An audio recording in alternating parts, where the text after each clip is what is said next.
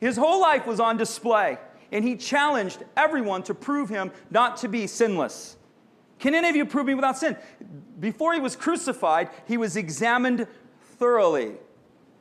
He went 3 days and sat in the public square of the temple.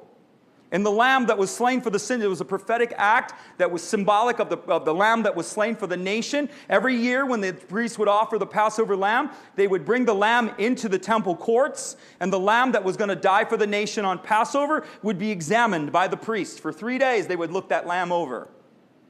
And then they would conclude whether the lamb was a worthy sacrifice or the lamb wasn't. Jesus, being the Passover lamb, the personification of the Passover lamb, went into the temple, sat down in public, and was examined by 3 days by the Pharisees and the people he was publicly examined. Anybody and everybody. You have the Herodians, you have the Pharisees, you have the Sadducees. Anybody with an opinion and anybody with a question came up and examined him.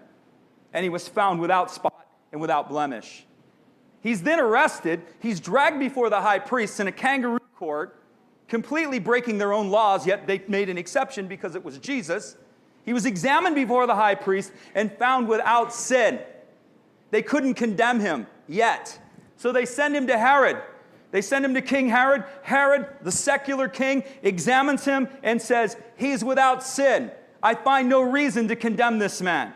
Then they send him to Pilate. He stands before Pilate. Many of you know the story. And Pilate what? Washed his hands. He said the man is innocent and guilty of no sin.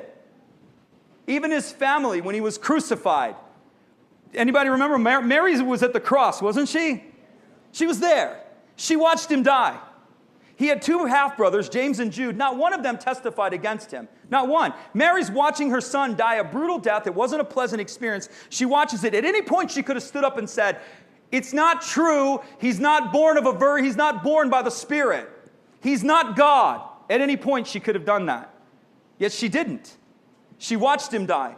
And she actually worshiped him. She was a part of the early church. And so Mary worshiped her son as God.